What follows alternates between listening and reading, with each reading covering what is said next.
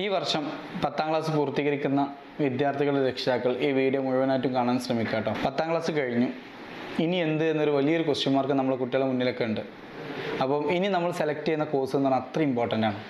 കാരണം പ്ലസ് വണ്ണിൽ കൊമേഴ്സ് എടുക്കാം, ഹ്യൂമാനിറ്റീസ് എടുക്കാം, സയൻസ് എടുക്കാം, അങ്ങനെ ഒരുപാട് ഓപ്ഷൻസ് കുട്ടികളുടെ മുന്നിൽ വരും.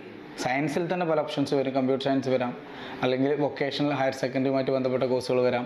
അങ്ങനെ ഒരുപാട് കോഴ്സുകൾ കുട്ടികളുടെ മുന്നിലേക്ക് വരും. ഈ +2 കാലഘട്ടത്തിൽ നമ്മൾ കുട്ടികൾക്ക് ഏത് കോഴ്സാണോ സെലക്ട് ചെയ്ത് കൊടുക്കുന്നത് ആ കോഴ്സിന് അനുസരിച്ചിട്ടായിരിക്കും അവരുടെ ഭാവി എത്രത്തോളം, ഏത് ജോലി എന്താ എന്നൊക്കെ കൃത്യമായൊരു ധാരണ നമുക്ക് ഉണ്ടാക്കാൻ പറ്റും. അപ്പം ഇനി എടുക്കാൻ പോകുന്ന കോഴ്സിന് വളരെയധികം പ്രാധാന്യമുണ്ട്. 10ാം ക്ലാസ് കഴിഞ്ഞു, ഇനി +1ലേക്ക് കയറുന്ന സമയത്ത് +1ൽ സയൻസ് എടുക്കുന്നതായിരിക്കും ഏറ്റവും നല്ലൊരു ഓപ്ഷൻ എന്ന് പറയുന്നത്. കാരണം എന്താ വെച്ചാൽ സയൻസ് എടുത്തു കഴിഞ്ഞാൽ വളരെ ലോ ലെവൽ മുതൽ വളരെ ഹൈ ലെവൽ വരെയുള്ള പല ജോലി സാധ്യതകളും മക്കൾക്ക് മുന്നിൽ തെളിയും.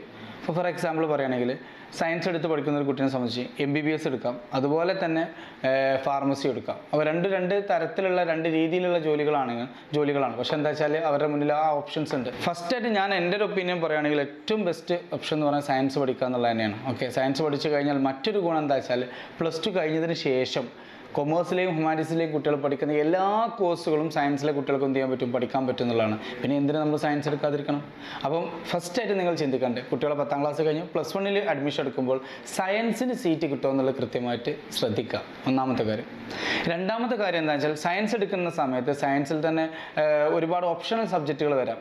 ഫസ്റ്റായിട്ട് നിങ്ങൾ പ്യുവർ സയൻസിന് ഇമ്പോർട്ടൻസ് കൊടുക്കുക. പ്യുവർ സയൻസ് എന്ന് പറഞ്ഞു കഴിഞ്ഞാൽ ഫിസിക്സ്, കെമിസ്ട്രി, മാത്സ്, ബയോളജി ഈ സബ്ജക്റ്റുകളുള്ള സയൻസ് കോമ്പിനേഷന് ഇമ്പോർട്ടൻസ് കൊടുക്കുക.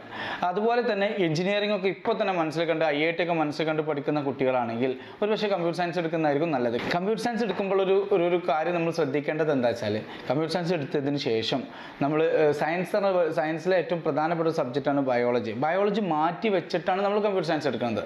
അപ്പോൾ ബയോളജി മാറ്റി വെക്കുമ്പോൾ ആ ബയോളജിയുമായിട്ട് ബന്ധപ്പെട്ട എല്ലാ ജോലി സാധ്യതകളും നമ്മളെ മുന്നിൽ ഇല്ലാണ്ടായി പോകും. ആ ഒരു പോരായ്മ നമ്മൾ കമ്പ്യൂട്ടർ സയൻസ് എടുക്കുന്നത് ശ്രദ്ധിക്കണം. എന്നാൽ എഞ്ചിനീയറിംഗ് ഫീൽഡിലൊക്കെ നല്ലൊരു ഇപ്പം തന്നെ പഠിച്ച് തുടങ്ങണം എന്ന് ആഗ്രഹിക്കുന്ന കുട്ടികളാണെങ്കിൽ ബയോളജിയുടെ ഒരു ഭാഗം നമുക്ക് ആവശ്യമില്ലെന്ന് ഉറപ്പുണ്ടെന്നുണ്ടെങ്കിൽ നിങ്ങൾക്ക് കമ്പ്യൂട്ടർ സയൻസിലേക്ക് ഓപ്ഷൻ കൊടുക്കാൻ പറ്റും. കാരണം അങ്ങനെ ആകുമ്പോൾ ബയോളജി പഠിക്കേണ്ട കൂടുതൽ സമയം നിങ്ങൾക്ക് ആ മറ്റ് സബ്ജക്റ്റുകൾ പഠിക്കാൻ എളുപ്പത്തിൽ പറ്റും ചെയ്യും. അപ്പം കമ്പ്യൂട്ടർ സയൻസ് പോലത്തെ ഓപ്ഷൻസ് ഒക്കെ ഉണ്ട്. അപ്പോൾ ഫസ്റ്റ് നിങ്ങൾ ശ്രദ്ധിക്കേണ്ട കാര്യം ബയോളജി കോമ്പിനേഷൻ, അതായത് pure science physics, chemistry, maths, biology എന്നുള്ള കോമ്പിനേഷനിൽ സെലക്ട് ചെയ്യാൻ പരമാവധി ശ്രദ്ധിക്കുക കേട്ടോ. പിന്നെ അതുപോലെ നിങ്ങൾ ശ്രദ്ധിക്കേണ്ട കാര്യം എന്താ വെച്ചാൽ സ്കൂൾ സെലക്ട് ചെയ്യുക എന്നുള്ളതാണ്. സ്കൂൾ സെലക്ട് ചെയ്യുമ്പോൾ നമ്മൾ സാധാരണ ഒരു സ്കൂളിൽ പോകുന്ന സമയത്ത് നിങ്ങൾക്ക് 10ാം ക്ലാസ്സിൽ ഒരുപാട് നമ്മുടെ നാട്ടിലൊക്കെ ഏറെക്കുറെ സ്കൂളിൽ സയൻസിന് സീറ്റ് കിട്ടുക എന്ന് പറഞ്ഞാൽ അതിൻ്റെ അർത്ഥം 10ാം ക്ലാസ്സിൽ ഭൂരിഭാഗം ഫുൾ A+ തന്നെ ആയിരിക്കും. 10ാം ക്ലാസ്സിൽ ഫുൾ A+ കിട്ടിയ ആ സയൻസിന് ആ സ്കൂളിൽ ജോയിൻ ചെയ്തു.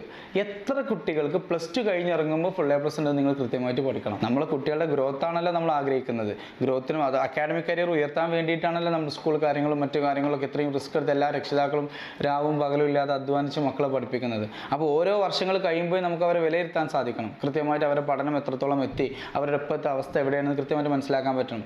അങ്ങനെ നിങ്ങൾ പഠിക്കണം. കാരണം 10ാം ക്ലാസ്സിൽ എത്ര ഫുൾ A+ ആയിട്ട് കുട്ടികൾ അവിടെ വന്നു, അത് കഴിഞ്ഞ് +2 കഴിഞ്ഞ് പോകുമ്പോൾ എത്ര കുട്ടികൾക്ക് ഫുൾ A+ ഉണ്ട് എന്നുള്ളത് നോക്കണം.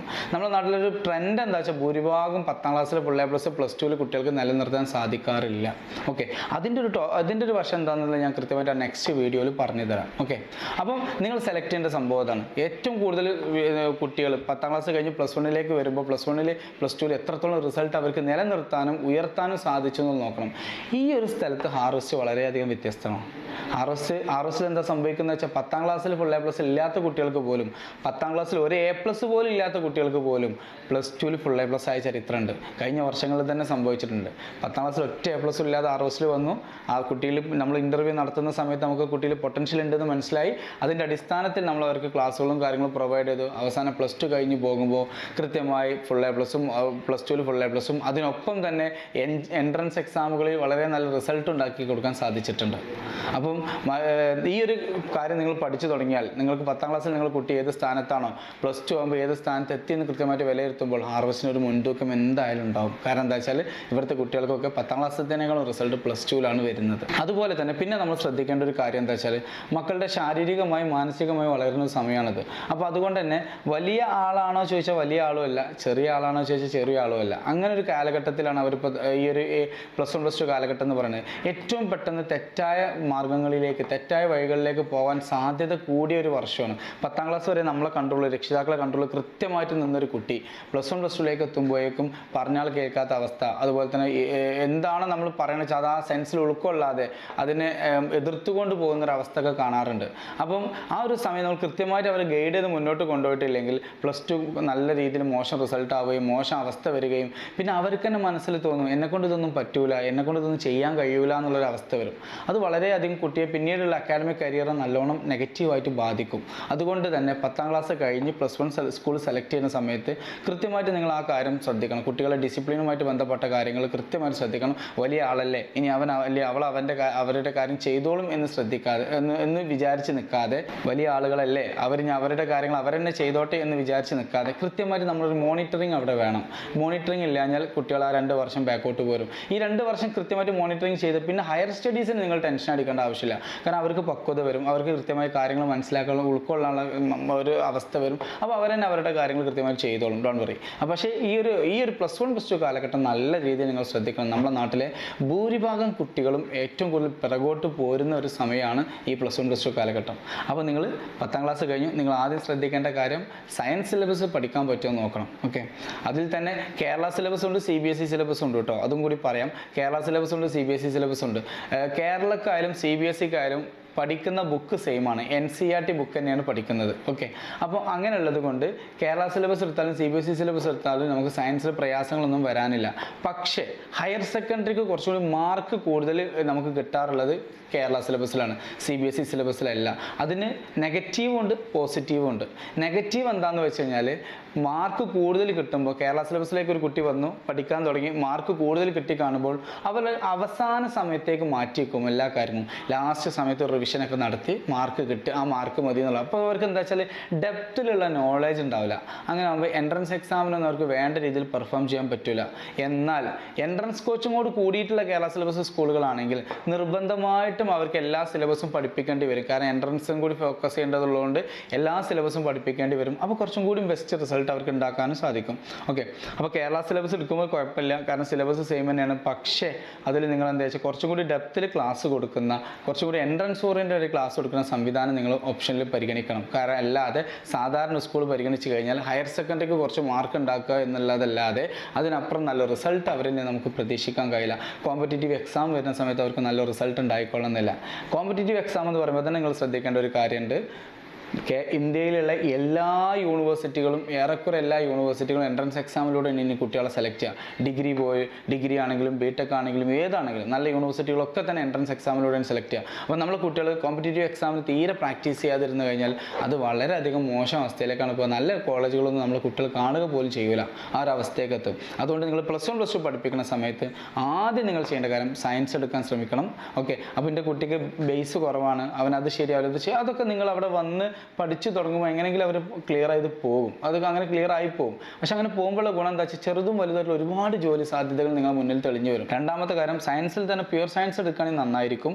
ഓക്കെ, ഇനി പ്യുവർ സയൻസ് അല്ല, കുറച്ചും കൂടി എഞ്ചിനീയറിംഗോ അല്ലെങ്കിൽ ഒരു സബ്ജക്റ്റ് കോൺസെൻട്രേറ്റ് ചെയ്യാൻ താല്പര്യമുള്ള ആളുകൾ, എന്തായാലും ഞാൻ ആ ഫീൽഡിലേക്ക് പോകുള്ളൂ, എന്തായാലും ഞാൻ എഞ്ചിനീയറിംഗ് ഫീൽഡിലേക്ക് പോകുള്ളൂ, എന്തായാലും ഞാൻ ഡോക്ടറെ ആവുള്ളൂ എന്നുണ്ടെങ്കിൽ നിങ്ങൾക്ക് അതിനനുസരിച്ച് വേണമെങ്കിലും സബ്ജക്റ്റ് മാറ്റാം, അത് കോമ്പിനേഷൻ മാറ്റാൻ സാധിക്കും കേട്ടോ. ഓക്കെ, പിന്നെ മൂന്നാമത്തെ ഒരു കാര്യം എന്താണെന്ന് വെച്ചാൽ നിങ്ങളുടെ ഏത് സ്കൂളാണ് സെലക്ട് ചെയ്യുന്നത് വെച്ചാൽ ആ സ്കൂളിൻ്റെ ഒരു റിസൾട്ട്, 10ാം ക്ലാസ്സും +2ൻ്റെയും റിസൾട്ട് കോമ്പിനേഷൻ, 10ാം ക്ലാസ്സിൽ എത്ര കുട്ടികൾക്ക് ഫുൾ A+ ഉണ്ടായിരുന്നു, +2 ആയപ്പോൾ എത്ര കുട്ടികൾക്ക് അത് നിലനിർത്താൻ സാധിച്ചു, അല്ലെങ്കിൽ അതിൽ എത്രത്തോളം ഉണ്ടെന്നുള്ളത് നിങ്ങൾ കൃത്യമായിട്ട് എന്ത് ചെയ്യണം, പഠിക്കണം. ഓക്കെ, കുട്ടികളുടെ കഴിഞ്ഞു പോയ കുട്ടികളുടെ ഗ്രോത്ത് നമുക്ക് ഏറ്റവും കൂടുതൽ ഗുണം ചെയ്യും. കാരണം റിസ്ക് എടുക്കാൻ നമുക്ക് ഈ കാര്യത്തിൽ കഴിയില്ല. കാരണം മക്കളുടെ കാര്യം ആയതുകൊണ്ട് നമുക്ക് രണ്ടാമത് റിസ്ക് എടുക്കാൻ കഴിയില്ല. ചേർത്തി കഴിഞ്ഞാൽ അത് ചേർത്തിയതാണ്, പിന്നെ നമുക്കത് മാറാനും പറ്റില്ല. അപ്പോൾ അത് നല്ലോണം ശ്രദ്ധിച്ചിട്ട് വേണം നിങ്ങളിത് ചെയ്യാൻ. അതുപോലെ തന്നെ സയൻസ് എടുക്കുന്ന സമയത്ത് എൻട്രൻസ് കോച്ചിങ്ങിന് പ്രാധാന്യം കൊടുക്കുന്ന ഒരു ക്യാമ്പസ് വേണം സെലക്ട് ചെയ്യാൻ. ഇതൊക്കെ RSലുണ്ട്. RSലുള്ളത് കൊണ്ട് തന്നെയാണ് ഞാനിതൊക്കെ പ്രത്യേകം പറഞ്ഞത്. RSലുള്ളത് കൊണ്ട് മാത്രമല്ല, പൊതുവേ നിങ്ങൾ ഏത് സംവിധാനത്തിൽ ജോയിൻ ചെയ്യുകയാണെങ്കിലും ആ മാറ്റം ഉണ്ടാക്കിയെടുക്കണമെങ്കിൽ, കുട്ടികൾക്ക് റിസൾട്ടിലൂടെ ഒരു മാറ്റം ഉണ്ടാക്കിയെടുക്കണം എന്നുണ്ടെങ്കിൽ നിങ്ങൾക്ക് ഈ പറഞ്ഞ കാര്യങ്ങളൊക്കെ നിങ്ങൾ ശ്രദ്ധിക്കേണ്ടതായിട്ടുണ്ട്. നമ്മളെന്താ വെച്ചാൽ നേരെ ഇപ്പോൾ റിസൾട്ട് വരും, റിസൾട്ട് ഒന്ന് ഓപ്ഷൻ കൊടുക്കും, അവിടെയും ഇവിടെയൊക്കെ ഓപ്ഷൻ കൊടുക്കും, കിട്ടുന്ന സ്കൂളിൽ പോകും. അങ്ങനെ കിട്ടുന്ന സ്കൂളിൽ പോയി തീർക്കേണ്ടതാണോ നിങ്ങളുടെ കുട്ടികളെ കരിയർ എന്ന് നിങ്ങൾ പ്രത്യേകം ശ്രദ്ധിക്കണം കേട്ടോ. ഓക്കെ, അത്ര ഇമ്പോർട്ടൻ്റ് ആയിട്ടുള്ള സമയമാണ്. അതുകൊണ്ടാണ് അത്ര ഇമ്പോർട്ടൻ്റ് ആയിട്ടുള്ള ഒരു സെലക്ഷനാണ്. നിങ്ങളുടെ കുട്ടികളുടെ ലൈഫിൽ ഏറ്റവും പ്രധാനപ്പെട്ട ഒരു ഡിസിഷൻ ടൈമാണ്. അത് നിങ്ങൾ നല്ല രീതിയിൽ തന്നെ ഉപയോഗിക്കണം. ഓക്കെ, അതുപോലെ തന്നെ പിന്നീട് ശ്രദ്ധിക്കേണ്ട ഡിസിപ്ലിനാണ്. നല്ലോണം അവരെ മോണിറ്റർ ചെയ്യണം. ഏത് സ്കൂളിലായാലും എവിടെയാണെങ്കിലും കൃത്യമായിട്ട് അവരെ പിറകിൽ തന്നെ കൂടണം. ഈ 2 വർഷം നിങ്ങൾ എത്രത്തോളം അവരെ പിറകിൽ കൂടുന്നു അത്രത്തോളം അവർക്ക് ബെസ്റ്റ് റിസൾട്ട് ആക്കി എടുക്കാൻ പറ്റും ചെയ്യും. 10ാം ക്ലാസ് പൂർത്തീകരിച്ച് +1 ക്ലാസ്സുകളിലേക്ക് പഠിക്കാൻ ഉദ്ദേശിക്കുന്ന എല്ലാ കുട്ടികളും നിർബന്ധമായിട്ട് ഈ വീഡിയോ കാണുക, രക്ഷിതാക്കളും കാണുക. കാരണം നിങ്ങൾ വീണ് പോകാൻ സാധ്യതയുള്ള അല്ലെങ്കിൽ അറിവില്ലായ്മ കൊണ്ട് അങ്ങനെ ചെയ്തു പോകാല്ലേ, വരുന്നത് വരട്ടെ വെച്ചെങ്കിൽ നമ്മൾ കാത്തു നിൽക്കും. ആ കാത്തു നിൽക്കുന്ന ആളുകൾക്ക് ഒരിക്കലും തന്നെ നല്ലൊരു ഓപ്ഷൻ കുട്ടികൾക്ക് കൊടുക്കാൻ കഴിയില്ല. +2 കഴിഞ്ഞിട്ട് കാണുന്നിട്ട് ഭയങ്കര ഫീസൊക്കെ കൊടുത്ത് പഠിപ്പിക്കണം, എന്നാലും അതിനനുസരിച്ച് ജോലി സാധ്യത കുട്ടികൾക്ക് കിട്ടില്ല. അപ്പോൾ ആ ഒരു സംഗതി നിങ്ങൾ +1 +2 ചെയ്താൽ +2 കഴിഞ്ഞിട്ട് നല്ല യൂണിവേഴ്സിറ്റികളിൽ കുട്ടികൾക്ക് പഠിക്കാൻ പറ്റും. ഓക്കെ, ഇപ്പോഴാണ് നിങ്ങൾ കൃത്യമായിട്ട് അവർക്ക് വേണ്ടിയിട്ട് നല്ല തീരുമാനം, നല്ല ഉറച്ചൊരു തീരുമാനം എടുക്കേണ്ട സമയം. ഓക്കെ, അപ്പോൾ അതുകൊണ്ട് എല്ലാവരും മക്കളുടെ കാര്യത്തിൽ കുറച്ചും കൂടി ആലോചിച്ച് നല്ല ഡിസിഷൻ എടുക്കുക. ഇനി വരാൻ പോകുന്ന അലോട്ട്മെൻറ്റുകൾ വരുമ്പോഴും അതുപോലെ തന്നെ 10ാം ക്ലാസ്സിലെ റിസൾട്ട് വരുമ്പോഴൊക്കെ തന്നെ കൃത്യമായൊരു തീരുമാനത്തിലേക്ക് എത്താൻ ശ്രമിക്കുക. ആർവെസ്റ്റിലെ +1ലേക്കുള്ള അഡ്മിഷൻ നടന്നുകൊണ്ടിരിക്കുകയാണ്. അപ്പോൾ താല്പര്യം ഉണ്ടെങ്കിൽ നിങ്ങൾക്ക് ആർവെസ്റ്റും ഒരു ഓപ്ഷനായിട്ട് വെക്കാം. നിങ്ങളിവിടെ വന്ന് സ്ഥാപനം കണ്ട് റിസൾട്ടുകളും കാര്യങ്ങളൊക്കെ അനലൈസ് ചെയ്തതിന് ശേഷം നിങ്ങൾക്ക് വേണമെന്നുണ്ടെങ്കിൽ തീരുമാനം എടുക്കാവുന്നതാണ് കേട്ടോ. Okay, all the best.